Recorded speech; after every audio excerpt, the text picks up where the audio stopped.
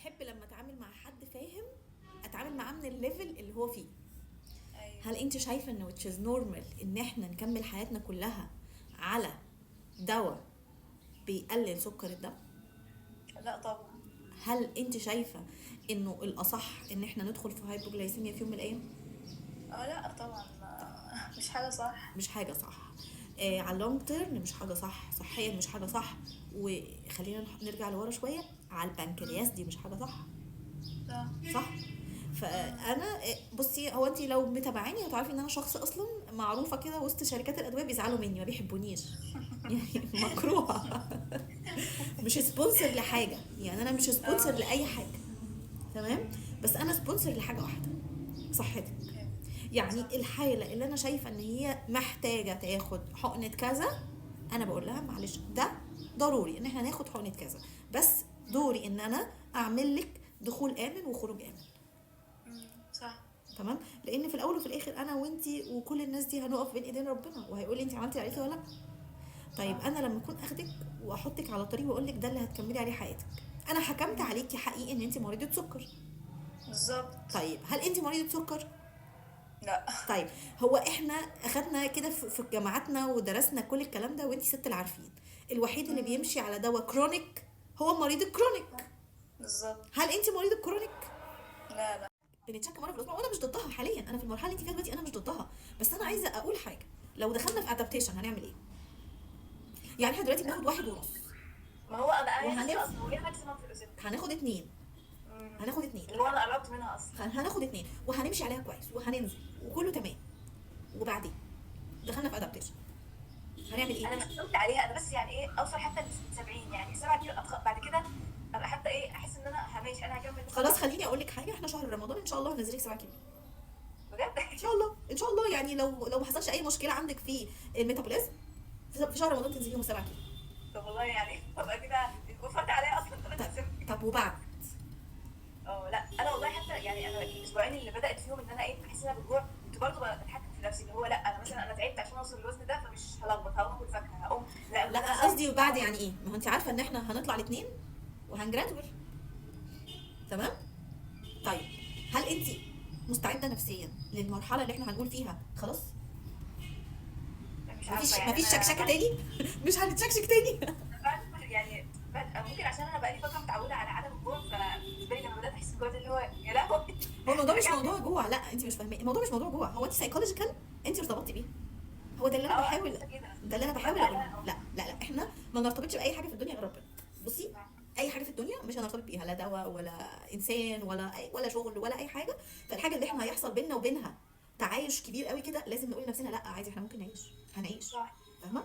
هو ده اللي احنا عايزين نقوله. انا مش ضدها خالص، بالعكس انا مع انك لما الاقي ان في طريقه اساعدك بيها لازم اوفرها لك، ويبقى حرام عليا ان انا اقول لك لا عليه. احنا حاولنا معاك، زي مثلا انا معايا حاله كانسر وهي بتاخد كيموثيرابي والوضع يعني مش احسن حاجه ولازم نوقف اكل. فهو يعني بيلح عليا ان احنا نشتغل بارنترال، ولكن جايد لاينز بتقول ايه؟ جايد لاينز من حقك عليا ان انا اشغل جي اي تي.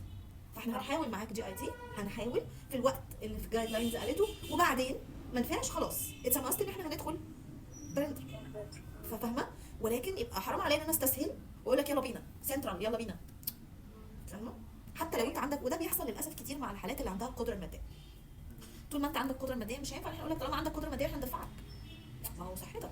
فانا عايزاكي الفتره اللي انت بتتابعي فيها حاولي تكتسبي عادات. يعني انت مثلا اخدتي مني بلان ما تناقشتيش معايا فيه. لا ما هي اصل هي بلان يعني عاديه مش هتناقش فيها ازاي طيب. يعني مثلا ما بحبش كذا، مش قادره اكل كذا، ما اكلتش كذا. اه يعني يوم بيوم يعني. مش يوم بيوم، انت مثلا انت اصلا بتتابعي معايا كل اسبوع. انت تقريبا الباقه بتاعتك ان انت لو بتتابعي كل يوم تقولي لي كل يوم ايه المشكله؟ كل لا يوم مش كل يوم. انت كل اسبوع. لكن في حالات اه. بتكلمني كل يوم انا اكلت وشربت وما اكلتش وما شربتش وعايزه اغير كذا وعايزه اغير كذا. فاهمه؟ لما بتعمل كده ايوه. انا ببقى فاهمه انك معايا على التراك. هي بس فده الفكره انا فاهم حضرتك، انا بس في الاجازه حرفيا يعني انا هبدا انزل الشغل خلاص اه هتبدا الدنيا تتظبط مواعيد تتظبط الاكل، انما طول ما انا في الاجازه بيبقى مواعيدي مختلفه بسهر طول الليل بسهر طول الليل هخس ازاي؟ اه ما هي ما انا عشان كده بقول لحضرتك انا بعمل حاجات يعني انت غلط بتسهري اصلا. طول الليل ومخسينه كيلو ونص، ده احنا بقى يعني. وانا بسهر بقى من غير اكل. ما هو لا، ما مش ليه علاقه بالاكل، انت سهرتي كورتيزول ارتفع فزودنا الفات سيل والدنيا مشيت في الزون دي. ايوه فانا عشان كده يعني ايه ما كنتش مركزه شويه، بس لا بجد انا خلاص يعني رجعت خلاص وهنزل الشغل اه ورمضان فالدنيا انا وبعد كده عايزاكي كانت لما تتظبط. تاخدي بلان تبصي عليها يوم ما بتاخديها تناقشيني فيها، ده من حقك، ده من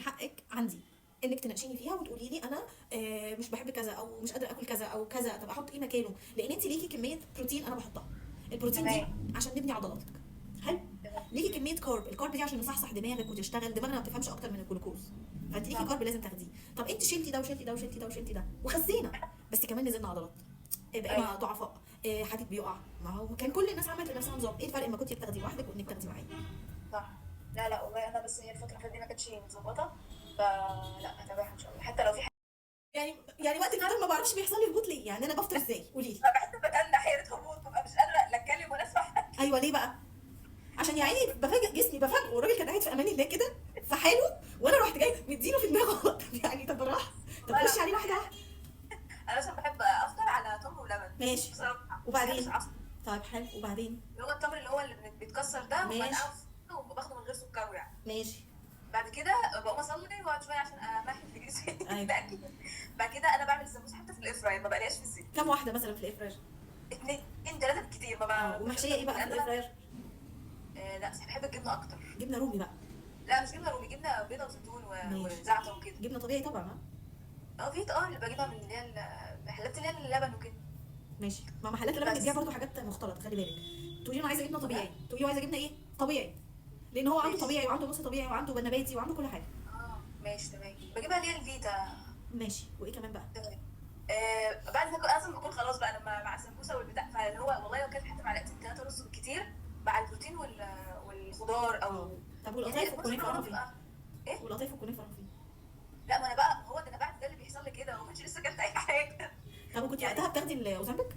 لا لا خالص، انا كده طول حياتي بقى بحس الضغط بيوطى بقى خالص. طيب الميه ما جبتليش سيرتها خالص. لا ما اكيد بعد اللبن بشرب ميه طيب كتير يعني. على السفره بقى ان شاء الله هنحط كوبايه ميه او لتر ميه، هنحط فيه شرايح برتقال ورشه صغننه خالص من الملح. خلاص؟ ماشي. موضوع ضغطك ده ان شاء الله مش هيحصل. اصلا في العادي ضغطي واطي على طول، يعني انا ضغطك لما يوطى تجيبي كوبايه ميه ويحطي عليها عصره برتقال وحطي عليها رشه ملح، هيحصل الكترولايت بالانس. انت اصلا ضغطك بيوطى ليه؟ نتيجه الالكترولايت امبالانس، فانت لما تعملي كده هنظبط البالانس بتاع الالكترولايتس، البوتاسيوم والصوديوم هيظبطوا بعض. تمام. لما ضغطك يوطى بقى اعملي كده. ممكن بفضل بقى قاعده خلاص يعني لحد مثلا ابدا فوق بقى 9 10 بالليل، ممكن اكل قطايف. بصراحه بحب القطايف اكتر حاجه. طيب ان احنا نسناك من غير حاجه، دي مصيبه، دي كارثه. تمام. هناخد الكنافه والقطايف بعد الفطار. على طول يعني. معاكي 45 دقيقه ما بين الفطار وما بين الوجبه الحلوه اللي انت هتاخديها، غير كده احنا هندخل جسمنا في مرحله جديده من الحرق بقى. ماشي تمام. فما نسناكش خالص على قطايف ولا كنافه ولا الكلام ده خالص. السناك بتاعنا يكون بروتين، يعني رايب بقى، مكسرات مع زبادي يوناني، فاهمه الفكره؟ ماشي تمام. لكن مش نسناك على حاجه حلوه او فاكهه، دي من الحاجات اللي هتجوعنا جدا. ايه ده بجد، يعني الفاكهه في